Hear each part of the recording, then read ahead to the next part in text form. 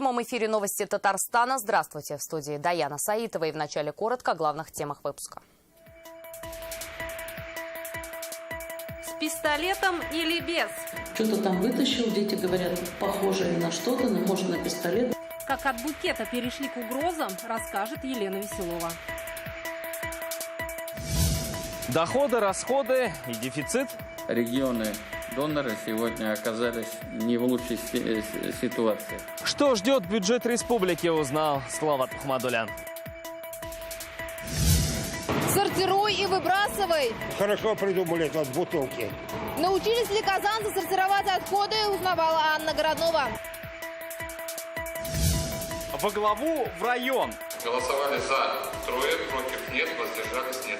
В 7 районах Татарстана избраны новые руководители. О некоторых планах на новых местах Рамиль Шайдуллин. Букет угроз с цветами и предметом, похожим на пистолет, пришел сегодня к старшеклассникам 27-й Нижнекамской школы незнакомый мужчина. Розы достались одной из учениц, а вот в адрес остальных угрозы. Мол, кто будет обижать девочку, будет иметь дело со мной. По словам школьников, для убедительности незнакомец продемонстрировал что-то похожее на пистолет. Педагоги вызвали полицейских. Детективная история у Елены Веселовой. Это случилось на 3-м уроке. На пороге 27-й Нижнекамской школы появился мужчина с цветами. На охране предупредил, иду к дочке, у нее сегодня день рождения. Оставил паспортные данные и пошел в класс. И вот здесь, говорят старшеклассники, помимо букета и поздравлений, пошли угрозы. Он пошел, вручил цветы и ушел. 3 минуты в школе был. А полицейские зачем пришли? Полицейские пришли, потому что он сказал, кто тронет эту девочку, будете дело иметь со мной.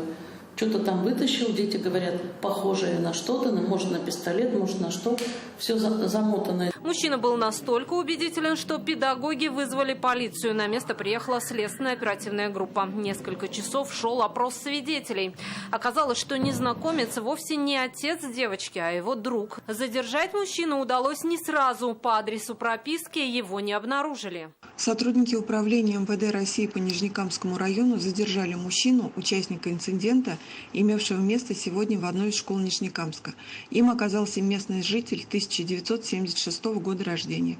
В настоящее время полицейские выясняют все обстоятельства произошедшего. В официальном комментарии МВД Республики отдельной строкой выделено то, что в руках мужчины оружия не было. Но они и не отрицают тот факт, что он продемонстрировал предмет, похожий на пистолет. Также оперативникам предстоит выяснить причину такого поведения, то есть были ли какие-то предпосылки для того, чтобы защищать девочку в такой угрожающей форме. Елена Веселова, Александр Комаров, Фахри Исламов, ТНВ, Нижнекамск.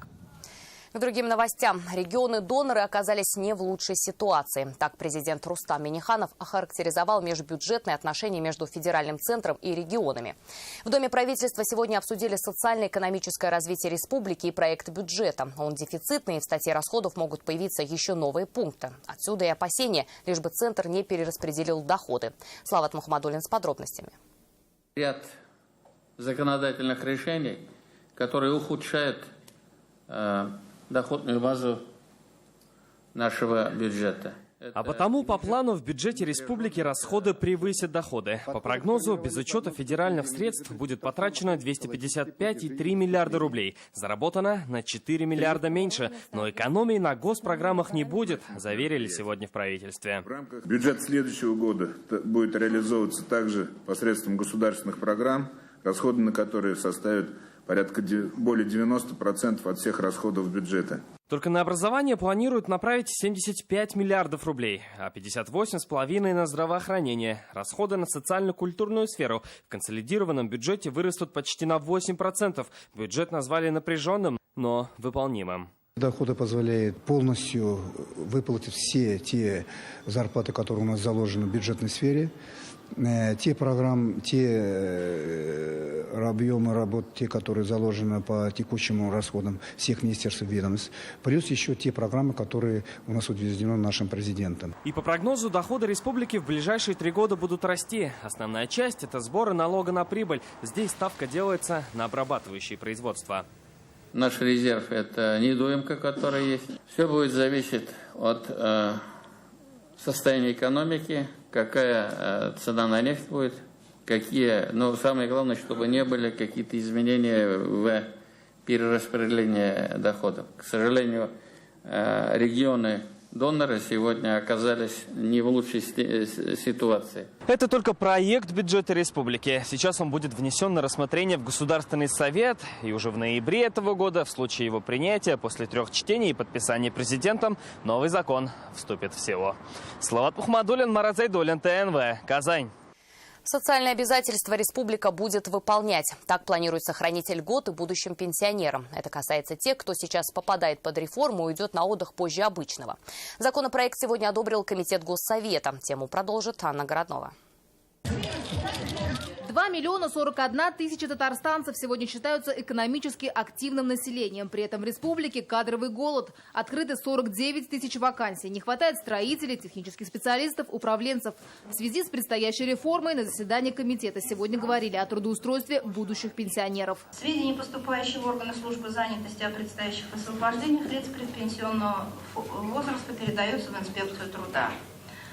И к данной категории будут применяться все мероприятия активной политики занятости, такие как организация профессионального обучения, проведение ярмарок. На повестке законопроект о сохранении льгот будущим пенсионерам, женщинам, достигшим 55 лет, и мужчинам, достигшим 60. Это касается получения транспортных льгот, субсидий по оплате ЖКУ, протезирования, приобретения лекарств. Изменения позволят предоставлять меры социальной поддержки независимо от установленного возраста выхода на пенсию на федеральном уровне. Проект закона комитет поддержал. Его рассмотрят в первом чтении. Сегодня предложили увеличить величину прожиточного минимума пенсионера в республике. Она составит 8232 рубля. Это нужно для определения доплаты к пенсии. Средний размер федеральной социальной доплаты к пенсии составил 1648 рублей в месяц. Говорили о здравоохранении. В связи с майскими указами в системе расходов большинства организаций примерно 80% уходит на выплату зарплаты и на содержание учреждения, на лекарства, все остальное. Мы можем прийти к тому, что нас будет встречать в больнице, да, врач, да, одетый в белый халат, да, получающий зарплату, но он будет нас обнимать, гладить и говорить, что в принципе, лечить-то тебя нечем, дорогой. Повышение зарплат медработникам должно идти не в ущерб оказанию медицинской помощи, заключил замминистра. Парламентарии обещали учесть эти замечания при рассмотрении бюджета на следующий год. Анна Городнова, Андрей Сентальцев, ТНВ, Казань. Всеми цветами выбросов экологи завершили анализ воды в реке Шашма Балтасинского района. Недавно мы сообщили о внезапном изменении здесь цвета воды. Сразу несколько селян сняли на смартфоны, как она побелела. Независимые экологи предположили, что причина всему стоки, и они – результат переработки молока. Анализы показали 3- и 5-кратное превышение нормы по сульфатам, фосфатам и азоту. Если конкретно по организациям, пока ничего сказать не могу. Превышение норм есть как и в стоках Балтасинского молкомбината, так и на очистных коммунальной службы. В настоящее время речка Шашма в нормальном состоянии, превышения вредных веществ в реке нет, и цвет пришел в нормальный вид. Все по полочкам, пластик отдельно, пища в другой контейнер. Казанцы привыкают сортировать отходы. Первые итоги внедрения раздельного сбора мусора подвели сегодня в городе. Напомним, 1 августа пилотной площадкой стал авиастроительный район. Как казанцы учатся сначала разделять, а потом выбрасывать, увидела Анна Городнова. Бутылку выкинул уверенно, а вот картонная коробка попала не в тот контейнер. 1,5 месяца на изучение принципа сортировки отходов пенсионеру Виктору Емелькину оказалось мало. Зато уверен, дело нужное. Людей еще надо приучить бы, вот все. Вот хорошо придумали эти бутылки. Специально неделями собираю бутылки, чтобы их привезти сюда и в нормальном месте выкинуть. Авиастроительный район пилотный в Казани по раздельному сбору мусора. Установлено 428 контейнеров. Отходы вывозят отдельно в несколько рейсов. Весь собранный мусор поступает сразу на станцию сортировки и не смешивается с остальным. На ленте сейчас как раз тот самый мусор, который привезли из авиастроительного района. По сути, он должен быть предварительно разделен. Но, как мы видим, здесь на ленте пока сборная солянка и пищевые отходы, и пакеты, пластик. Мы надеемся, что когда-нибудь менталитет наш и люди начнут все-таки раздельно складывать мусор. Вот так мусор выглядит уже на финальной стадии сортировки. Его отвезут на переработку, остальное на полигон. Как работает система изнутри, наглядно показали школьникам. В роли гида Искандер Гениатуллин. Он подвел сегодня первые итоги проекта по раздельному сбору мусора. В 2 раза больше стало сортированных отходов. Но было 8%, а стало 15%. Поэтому такая лукавая цифра. С одной стороны, двукратное улучшение, с другой стороны, вот на 8% всего. Но это первые шаги, это первые результаты, которые достигнуты на самом деле минимальными затратами. В январе начнет работу региональный оператор. Он обязан будет установить подобные контейнеры по всему городу. А уже через месяц в столицу прибудут 80 емкостей для опасных отходов, батареек, ламп и градусников. Анна Городнова, Амир Залюшев, ТНВ, Казань. Сразу в 6 районах республики сегодня сменились главы. Это Алексеевск, Нурлаты, Дрожжаное, Рыбная Слобода, Пестрецы и Тукаевский. Напомним, последний один из самых сложных с чередой коррупционных разоблачений и скандалов. Новому главе, а им стал Фаил Камаев, придется наводить порядок в районе. О задачах Рамиль Шайдуллин.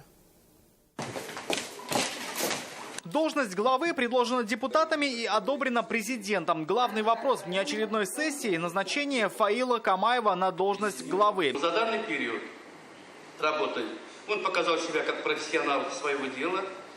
Вот можно было бы одним предложением, как социально ответственный руководитель. За все 45 депутатов теперь уже бывший руководитель исполкома, единогласно руководитель Тукаевского района. Вы меня приняли как своего, я стал патриотом Тукаевского района и буду все свои возможности, умения использовать для развития, ради развития этой территории. Впереди защита законных интересов граждан, улучшение жилищных условий, строительство социальных объектов. Это, обещает новый глава, останется на первом месте. Подтверждение – Малышельнинский детский сад. Сегодня он распахнул двери после капремонта. Является открытой. Задувало ветром и заносило снегом. Вот и все, что вспоминают местные о садике по зиме. Впервые открыв двери в 1986 году, он ни разу не видел капремонта. Но помогли спонсоры и порядка 20 миллионов рублей. Теперь колосок как новый. У меня старшая ходила в этот садик, вот вторая пойдет в старшую группу и третий вот пойдет в младшую. Прибавилась у нас группа 4, будет ясельная. Вот маленький пойдет тоже сюда в садик. Тут очередников уже будет меньше намного, потому что еще дополнительно 20 мест мы сюда ввели. То есть, еще займемся благоустройством территории в дальнейшем.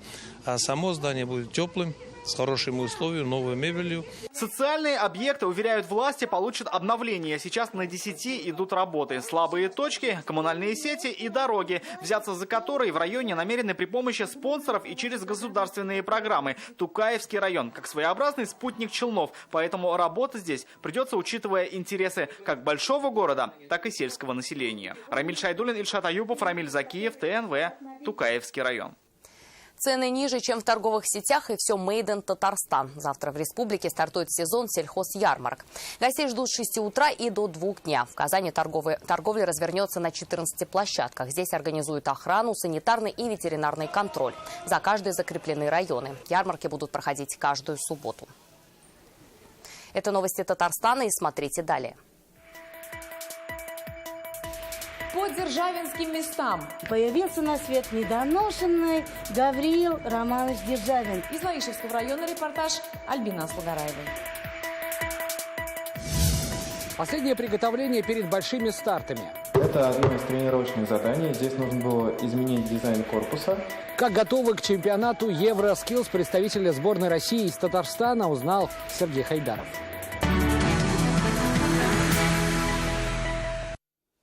Иранская компания Дарик Investment Group готова сотрудничать с КАМАЗом. Возможности инвестиций обсудили сегодня Рустам Минниханов и руководство холдинга.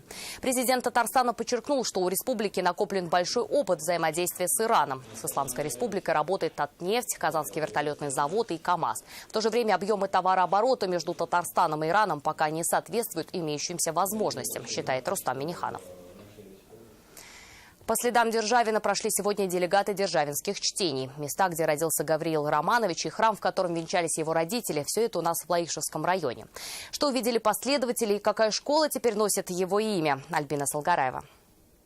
Еще в молодые годы Державин придумал для себя эпитафию «Здесь лежит Державин». И теперь школа носит имя Гавриила Державина. Торжественной церемонии все не завершится, будут внесены изменения в учебный план. Так, уже сегодня между школой и КФУ было подписано соглашение о сотрудничестве. Здесь будут готовить абитуриентов для университета на экономические, юридические и филологические факультеты. Мы еще хотим сотрудничать со всеми нашими школами Лаишевского района. Тоже будем готовить абитуриентов в ряды студентов Казанского федерального университета. Лаишевский район в народе называют Державинским не случайно. Здесь родился великий государственный деятель, первый министр юстиции Российской империи, поэт и драматург. Сегодня делегатам конференции «Державинские чтения», а это в основном филологи, показали места и объекты архитектуры, связанные с именем нашего соотечественника. 1744 год, январь месяц. Державин произнес самое первое слово. Его словом было «Бог». Он увидел на небе комету и произнес самое первое слово «Бог». Это храм, в котором обвенчались родители Гавриила Державина. Это памятник XVIII века. Здесь вместо деревянной часовни появилась каменная со своей звонницей. Здесь, в селе Егорьево Лаишевского района, находится усыпальница родителей Гавриила Романовича Державина. Здесь покоится прах его отца Романа Николаевича и матери Фёклы Андреевны и сестры Анны. Этот памятник был отреставрирован в 2003 году. В Лаишевском районе два бюста Гавриила Державина, сквер его имени и музей. И, конечно, это просто производит огромное, неизгладимое впечатление. То есть, если действительно так сохранялось бы везде культурное наследие, то тогда, наверное, можно в будущее смотреть уверенно. После экскурсии филологи завершили день на пленарном заседании, где также говорили о творчестве Гавриила Романовича Державина. Альбина Слугараева, Ринат Сафин, ТНВ, Лаишевский район. Информационное агентство «Татар-Информ» стало самым цитируемым СМИ Татарстана. Рейтинг республиканских медиаресурсов за второй квартал подготовила «Медиалогия». Напомним, «Татар-Информ» уже возглавлял топ-20 самых цитируемых СМИ Татарстана по версии компании «Медиалогия» в первом квартале. А они будут удивлять не идеей, а навыком. Через 10 дней в Будапеште стартует чемпионат Евроскиллс. Молодые профессионалы из 28 стран поборются за звание лучшего в профессии. К европейским стартам готовится и татарстанский дизайнер Альберт Минеев. Почему наши участники считают себя фаворитами? Сергей Хайдаров. Это анимация работы механизма. Здесь нужно было поменять корпус. Эту бензопилу Альберт Минеев собрал сам с помощью одного лишь ноутбука. Причем мало, чтобы она была детально спроектирована, нужно, чтобы на картинке была видна работа каждой детали. Возможно, как раз такой вариант 3D-моделирования Альберту придется выполнять в Будапеште. Там соберутся молодые специалисты из 28 стран мира. Несмотря на то, что соперники достаточно сильные, мои тренеры постоянно говорят мне, что главный соперник – это ты сам. Поэтому выигрывает тот, кто может себя побороть и показать хорошую мобилизацию на самом чемпионате. К таким условиям Альберту не привыкать. Впервые он принял участие в WorldSkills Russia еще в 2015-м. Спустя всего 2 года привез награду с мирового чемпионата в Абу-Даби. Сейчас большую часть времени тренируется на базе Казанского техникума связи, но периодически занимается с тренерами по всей России. К тренировкам мы приступили вообще-то после чемпионата мира в Абу-Даби, и не прекращался тренировочный процесс. Но наиболее интенсивно они были вот последний период, и он только, по-моему, позавчера вернулся с тренировки, которая у него проходила в Волгограде. Там также собирался большой тренировочный штаб. Всего Казанский техникум отправит на Евроскиллс 7 человек. Среди них 4 эксперта и 3 участника в составе сборной страны. Чемпионат стартует уже 26 сентября и продлится 3 дня. Сергей Хайдаров, Александр Лобанов, ТНВ, Казань. Ему доказывать ничего не нужно. Лучшим его признали пациенты. Вот уже более 30 лет в Казани лечит тяжело больных и наставляет своих коллег врач-онколог Нуридин Шайхутдинов. Как признается сам и соратники, несмотря на тяжелую работу, любовь к своему делу становится все сильнее, а опыт все бесценнее. С этим удивительным человеком и его жизненно утверждающими советами познакомился Дмитрий Аринин. Хорошо. Все, спасибо. Давайте позвоним ей. У Нуриддина Шайхутдинова на работе ни минуты покоя. Телефон просто разрывается. Нужно и пациентов проконсультировать, и подчиненным подсказать. Заведующий отделением паллиативной медицинской помощи в ответе за 100 коллег и 30 тысяч тяжело онкобольных. В диагнозе-то может ошибиться доктор, а по тактике это не прощается. С 7 утра Нуриддин Шайхутдинов изучает диагнозы и как его врачи лечат пациентов. В день набирается до 100 вызовов. На особо тяжелые случаи выезжает и сам. Онкологом, сначала рядовым, а потом руководителем, он работает большую часть жизни. Сейчас ему 64. Когда любишь свою работу, когда ты уважаешь это больных, когда ты считаешь, что ты с чем-то вот им можешь помочь, это такую вот никакой тяжести не испытываешь. По отзывам, благодаря такому руководителю легче проходит лечение больных и становление молодых врачей. Очень много врачей прошли через это отделение, онкологов, и получили достаточно большой опыт, и этот опыт реализуют в своей практике, работает даже в разных других областях. Опытный руководитель смог сплотить коллектив в достаточно такой тяжелой работе, когда нужно спасать ситуацию, естественно. В первую очередь я обращаюсь к Нуруддину Гиммадиновичу.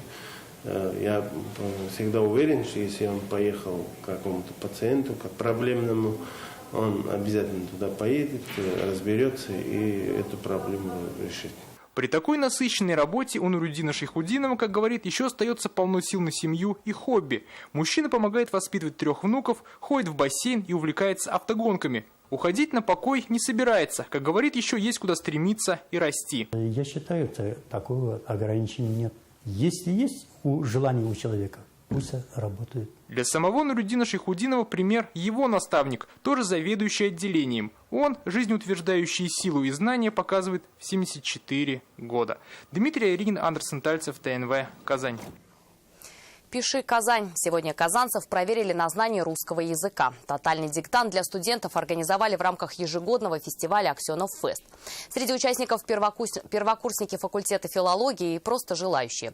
Уверены в своих знаниях студенты, выясняла Юлия Муратова. Спасибо, что вы пришли. Мне кажется, это мне повезло стоять здесь перед вами. Так писатель и когда-то сама выпускник Казанского педагогического университета Гузаль Яхина сегодня встречает тех, кто решился проверить себя. Казань учила любви. Сегодня здесь 190 человек, большинство студенты-первокурсники. Многие из факультета филологии и других гуманитарных дисциплин. В знаниях языка не сомневаются. Я очень надеюсь, что у меня очень хороший результат, потому что я люблю русский язык и вот эту грамматику. Прям сложного, но, на мой взгляд, не было. Диктант длился почти час. Текст небольшой, но осложненной пунктуацией. Только в одном предложении 96 вариантов написания. И все правильные, говорят эксперты. Несложный текст на самом деле. Я ожидала какие-то исключения из правил и все такое. Текст на самом деле очень красивый, про Казань. Подобные диктанты очень полезно писать для того, чтобы выявить свои недочеты, минусы, то есть посмотреть на то, что ты можешь. В каждой строчке смысл и живые эмоции. Гузаль Яхина читает свое собственное произведение «Деревянная Казань». Писала специально для тотальной проверки. Репетиция диктанта по этому тексту уже проходила в Париже в марте этого года. Называется «Деревянная Казань» и рассказывает о деревянной архитектуре Казани. Это то, чего мне очень не хватает в городе, то, чего осталось не так много. И вот свои чувства об этом я как раз и высказала. Цель этого диктанта, конечно, в первую очередь, не только проверка знаний, хороших знаний русского языка, а приучение к чтению. Итоги подведут 15 сентября на закрытие фестиваля «Аксенов Фест». В жюри писатели, преподаватели и ученые, в том числе из других университетов. А в будущем планируют проводить диктанты и на татарском языке. Юлия Муратова, Александр Лобанов, ТНВ, Казань. Песни, стихи и книги, посвященные Владимиру Высоцкому, звучат сегодня из уст знаменитых татарстанских музыкантов. В Казани у памятника Федору Шаляпину прошел концерт под названием «Слово и звук». Он посвящен 80-летию барда. Владимир Высоцкий – один из друзей Василия Аксенова. Музыкальный вечер прошел в рамках Аксенов Феста. Такие концертные вечера будут проходить в Казани до 16 сентября и завершаться в Центре культуры и спорта «Московский» моноспектаклем. Замечательно. Я лично доволен, что в Казани происходят какие-то такого рода мероприятия.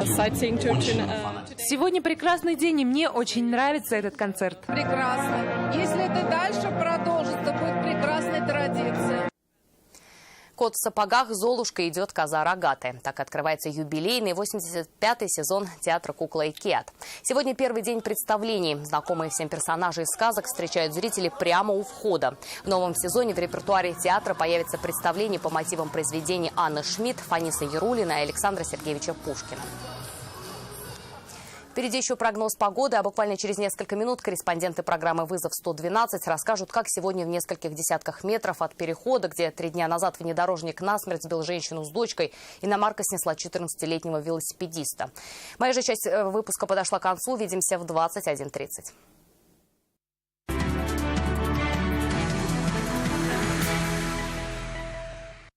Добрый вечер. Время новостей «Спорт» на ТНВ. В студии Алмаз Гафиятов. Новая команда, новые вершины. Ватерполисты казанского «Синтеза» готовятся к старту нового сезона. Сегодня коллектив встретился с руководством клуба «Оргсинтез». В межсезонье произошел ряд значимых изменений. Сильно обновился и омолодился состав команды. Была усовершенствована домашняя арена, плавательный бассейн «Оргсинтез». А для усиления тренерского штаба был приглашен титулованный российский ватерполист Александр Ерышев. Помимо этого, ключевые перестановки коснулись высшего руководства вида спорта. Президентом Федерации водного пола республики был назначен Владимир Циома, а президентом спортивного клуба «Синтез» по водным видам спорта стал двукратный призер Олимпийских игр Ирек Зиннуров. Завод мне на самом деле дал толчок своеобразный. Я первый, и вот сейчас, которая у меня трудовая книжка есть, но она сейчас не здесь, не на заводе, в другом месте находится. Но я с 87 года у меня первая, так скажем, запись в трудовой книжке, это здесь, на заводе «Казань Оргсинтез». К новостям автоспорта экипаж Айрата Мардеева лидирует на международном ралли Амуль-Хазар. Гонки в эти дни проходят в Туркменистане. Первым в грузовом зачете со старта ушел экипаж Дмитрия Сотникова. Ему досталась непростая задача, он должен был прокладывать дорогу. Вскоре нашу команду нагнал МАЗ белоруса Сергея Вязовича. Далее оба экипажа двигались вместе. Вскоре их настиг Айрат Мардеев. К финишу 3 грузовика пришли практически одновременно. Через 15 минут финишировали еще 2 МАЗа Алексея Вишневского и Александра Василевского. По итогам дня экипаж Айрата Мардеева выиграл этап. Вторым стал Сергей Вязович, а третьим Дмитрий Сотников.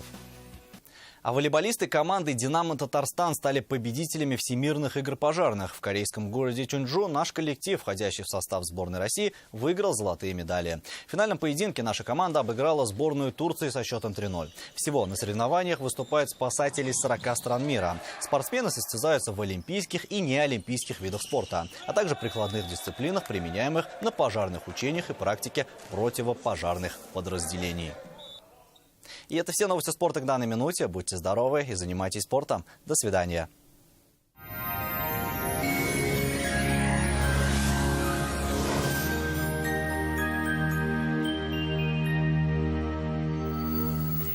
Здравствуйте!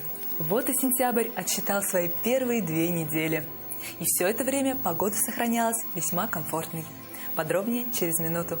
Хотите качественную и недорогую кухню по вашим размерам? Данил Мастер исполнит ваше желание. Успейте заказать со скидкой 20%. Данил Мастер, Казань, Восстание 23, телефон 2-167-166. Субботний день будет солнечный и теплый. Осадков не ожидается. По данным сервиса Яндекс.Погода, на юго-востоке республики переменная облачность плюс 19. На северо-востоке Татарстана ясная погода, солнце будет баловать плюс 20. На севере республики также солнечно и тепло 19-20 градусов. На северо-западе Татарстана небо будет чистым плюс 20. На юго-западе республики весьма облачно, но тепло 19-20 градусов выше 0. В центре Татарстана ожидается ясный день и также тепло. Спонсор прогноза погоды – клиника Фармте. Лечение аденомы простатита по европейским стандартам, без боли операции на аппарате Термекс. Телефон в Казани 292 66 77. Клиника Фармте. Радиоволновое лечение аденомы и простатита на израильском аппарате Термекс. Без боли, без операции. 292 66 77. В Казани ожидается теплый выходной день. Днем до плюс 21.